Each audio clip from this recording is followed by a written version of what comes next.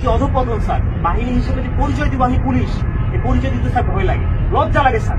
একটা বাহিনী ফোর্স হয়ে যে আমি যশোরের একজন পুলিশ অফিসারের ক্ষোভ ও স্বীকারোক্তি, চলুন আমরা শুনে আসি। পরিচয় দিব, আমার নিজের লজ্জা লাগে।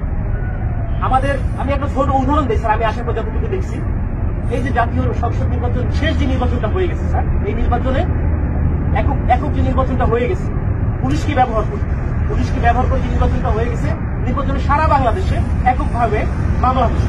কিছু মামলা গায়েবী মামলা, যে মামলাগুলো ভিত্তি নাই, এই মামলাগুলো আমাদের দিকে করাইছে। সাধারণ জনগণ যারা আছে, বিএনপি যারা আছে, জামাত, যে কিছু জানেই না, তাদেরকে আমাদের গ্রেফতার করা লাগছে স্যার। জনগণের মধ্যে আমাদের যে শত্রুতা দৈরাত্য সৃষ্টি হয়েছে স্যার, এই সাম্প্রতিক সময়ে একটা বিষয় থেকে আমাদেরকে নির্দেশনা দিচ্ছে যে এলাকায় কোনো বিএনপি জামাত থাকতে পারবে না, এলাকায় কোনো অন্য ভিন্ন ধর্মাবলম্বী কোনো কিছু থাকতে পারবে না। আমার এসপি স্যারকে তো আর মানুষ জানে না যে এটা আমার এসপি স্যারের কমান্ড ছিল, আমার ডিএজি স্যারের কমান্ড ছিল, এটা তো মানুষ জানে না। মানুষ জানে যে এটা আমি একজন সাব ইন্সপেক্টর, আমি এটা করছি। সন্তোষ নামে একজন সাব ইন্সপেক্টরকে মেরে ঝুলাই দিচ্ছে। রাখছিল কি, সাম্প্রতিক সময় যখন প্রথম আন্দোলন শুরু হলো স্যার, সেই আন্দোলনে একটা গাড়ি ভাঙচুর হয়, সেটা সরকারবাদী একটা মামলা হয়, সেই মামলার আয়ু ছিল হচ্ছে প্রত্যেকটা হত্যাকাণ্ডের স্যার বিচার হোক।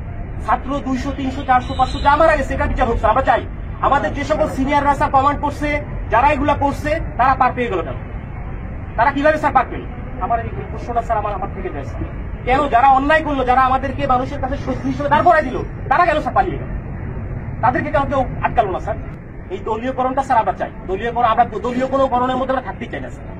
আমাদের প্রধান পয়েন্ট হচ্ছে এইটা, আমরা চাই পুলিশ একটা নিরপেক্ষ স্বচ্ছ বাহিনী হোক। আমরা স্যার আমরা যে এই যে ইউনিফর্মটা পরে রাস্তায় বের হবো, আমাকে অমুক দলের লোক তমুক দলের লোক আমাকে ব্যবহার করবে, আমরা এটা চাই না স্যার। আমরা এখান থেকে বের হয়ে আসতে চাই স্যার। এবং ছাত্র জনতা যারা মারা গেছেন, আমরা বলতেছি যে ঠিক আছে, স্বাধীন হয়েছে দেশ, আমরাও একত্রতা প্রকাশ করি।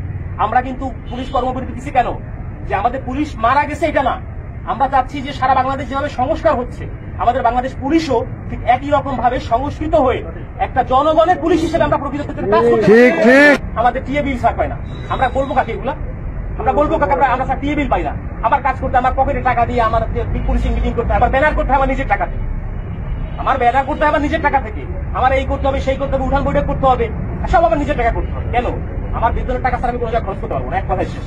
সরকারের প্রতি কাজ করতেছি, সরকার আমার বেতন দিবে, আমি আমার পরিবারের পিছনে ব্যয় করবো। আমি কেন আমার নিজের টাকা দিয়ে আমি ব্যানার বাড়ি কেন করতে যাবো? এটার জন্য আমার বাজেট থাকবে না? অবশ্যই বাজেট থাকতে হবে। আমার মাসে প্রথম 10 তারিখের মধ্যে আমার টিএ বিল দিতে হবে। আপনাদের বাহিনী স্যার দেয় কিনা আমি জানি না স্যার। এই সুবিধাগুলো কি আপনাদেরও কি এরকম শুধু কমিটমেন্ট করে কি স্যার আপনাদের কি রেখে দেয় কিনা আমরা জানা নাই স্যার।